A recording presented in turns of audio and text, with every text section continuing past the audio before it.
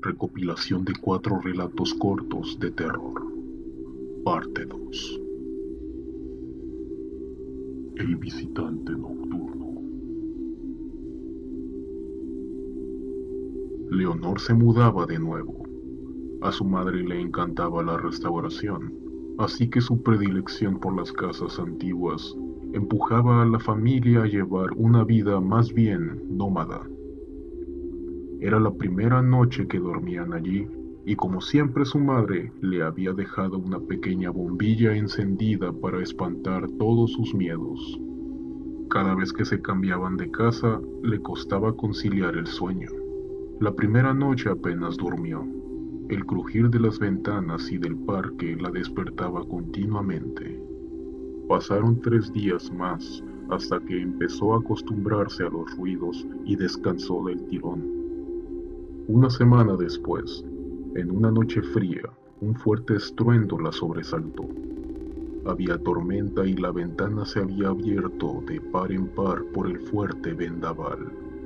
Presionó el interruptor de la luz, pero no se encendió. El ruido volvió a sonar, esta vez desde el otro extremo de la habitación. Se levantó corriendo y con la palma de la mano extendida sobre la pared, empezó a caminar en busca de su madre. Estaba completamente a oscuras. A los 2 pasos, su mano chocó contra algo. Lo palpó y se estremeció al momento.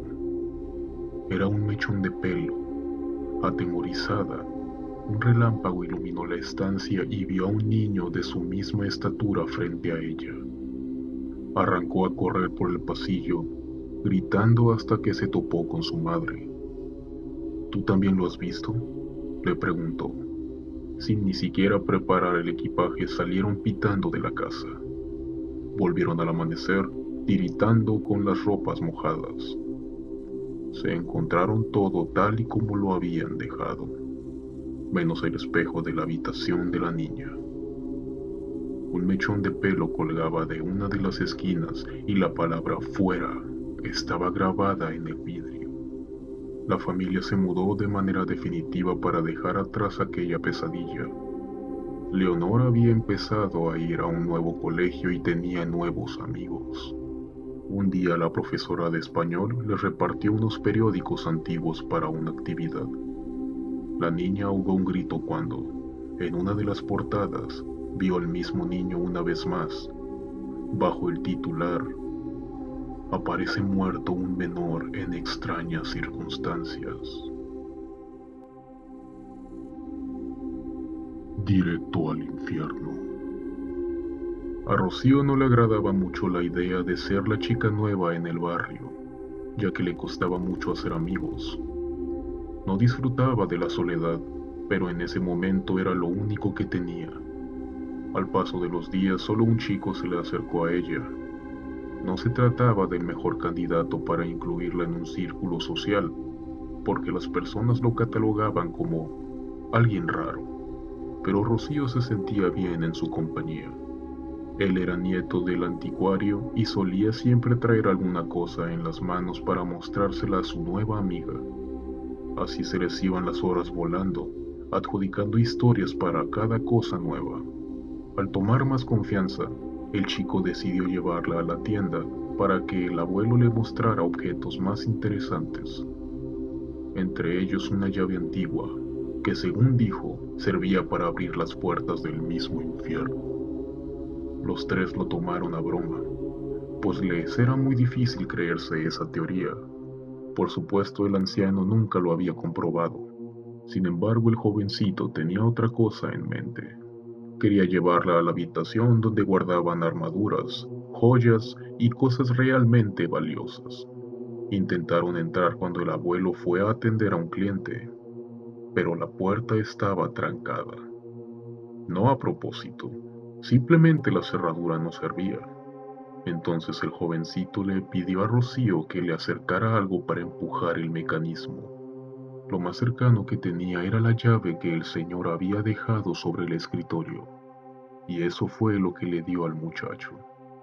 Cuando la acercó a la cerradura, un resplandor rojo se vio debajo del portal, y una vez dentro la llave cambió para ajustarse perfectamente al mecanismo. En un segundo la puerta se abrió, dejando salir un humo denso y oscuro. Después de eso, todo fue gritos y desesperación.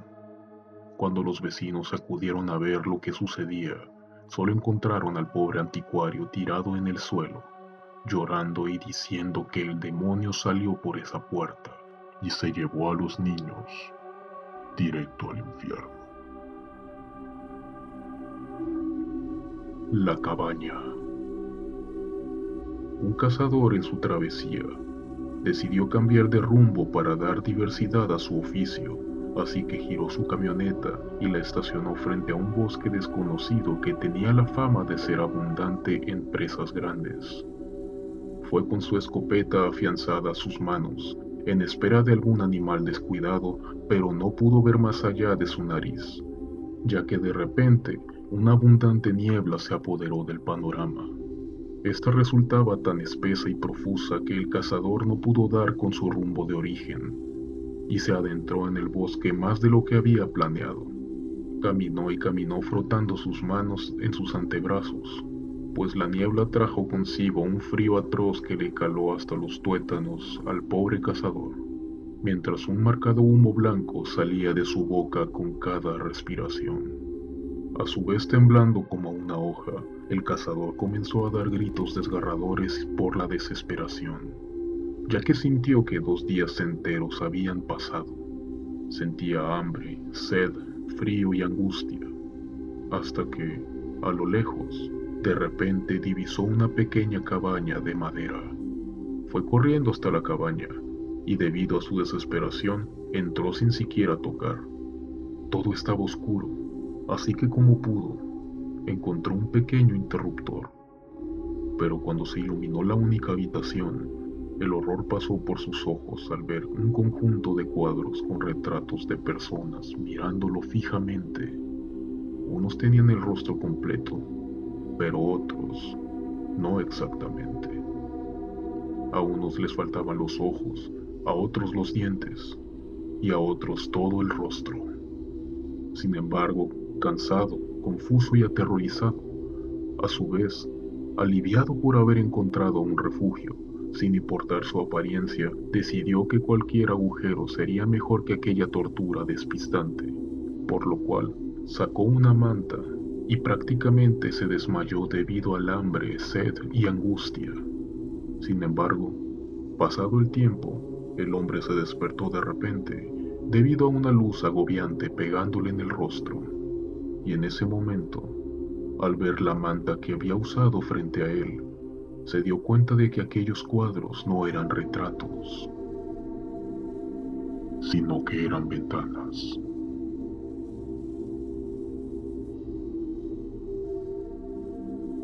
El anillo del brujo.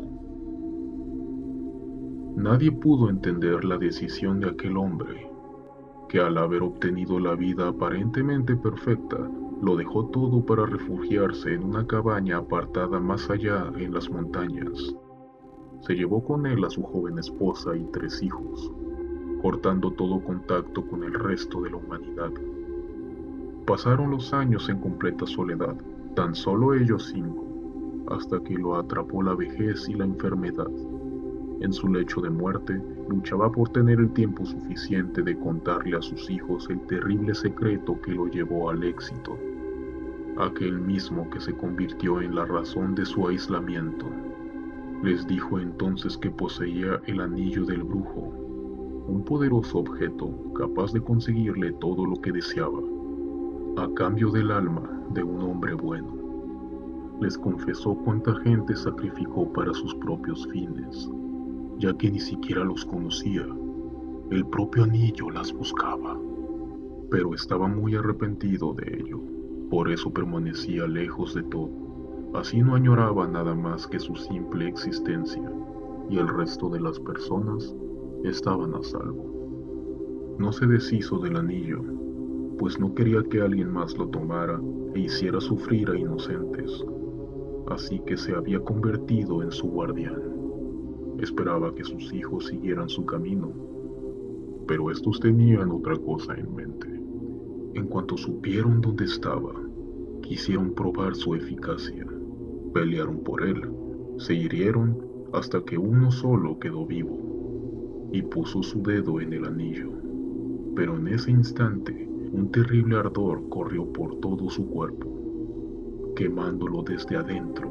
Enormes llamas le salían por cada poro, provocando un terrible dolor, pero manteniendo la piel intacta.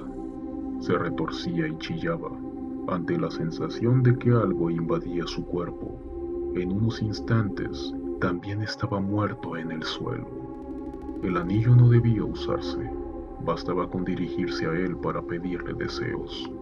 Solo un alma buena se requería para hacerlo funcionar, pero un alma retorcida servía para que el brujo volviera a la vida. Lo hizo en el cuerpo del ambicioso muchacho y bajó de la montaña a conocer el nuevo mundo y a esparcir de nuevo su reinado de terror.